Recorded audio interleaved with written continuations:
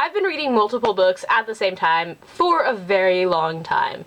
This was a habit I developed early on in school because there would always be the school required reading that I hated and never wanted to read, and then the stuff I actually wanted to read. So I thought I would tell you some of the things I do that let me read multiple books at the same time, because I know a lot of people aren't like that. So number one, I tend to set a goal for each book that I'm reading. Basically, when I read books, I put books into two categories: primary books and secondary books. The secondary books have a very basic goal. It's generally a chapter a day or a chapter a week. As the primary books, the goals tend to be different. In the case of Lauren Oliver's Pandemonium, which is one of my two primary books right now, we have the chapters are broken up into now and then. So every day when I pick up Pandemonium to read, I read a now chapter and a then chapter. In Insurgent by Veronica Roth, I read 50 pages a day out of this. But I'm the type of person that once I start reading a book, it's very, very hard for me to stop.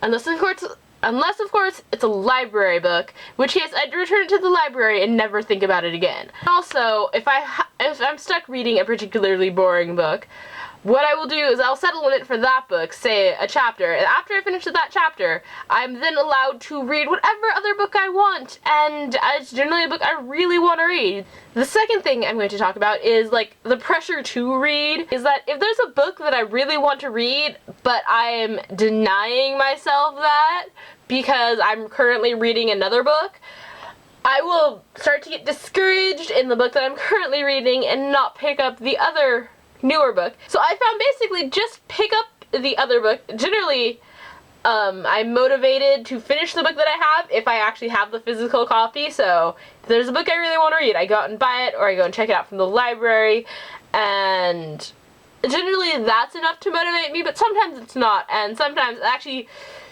in order to prevent myself from slumping, have to actually start reading the book that I really want to read. TBR books versus my non-TBR books. I have a TBR pile and a WTR file, which is a want to read pile. And my TBR pile are the books that I've actually committed to, whereas my WTR are the books that basically, if you were to look on my Goodreads account, they're on the to be read pile. They're on the to be read on Goodreads. And also my TBR gets me to read the books that I really want to read, but they're not quite at the top of my list. Like, they're not the book everyone is talking about, so I have to go read it to go see. Usually. Sometimes they are. Cough, cough, Insurgent. That's why when you see my end of the month reviews, there's the 4 books that were on my TBR, and then at least 4 other books that weren't on my TBR that I managed to get through, because those are generally the books I have the most motivation to read on my own, which is book guilt, and that is an ever-changing category. It just keeps getting added to. Right now, there are 3 definitions for something that can give me book guilt. The first is that it's a book I bought a really long time ago, and when I say a really long time ago, I'm talking about, like, elementary school. The second category is that it's a book that I started but didn't finish. The third one that was added last month was it's a book I've been saying I want to read for a very long time and then haven't. And the final pressure to read comes from the thought of reading versus doing other stuff. I like reading, but it's a very time-consuming activity.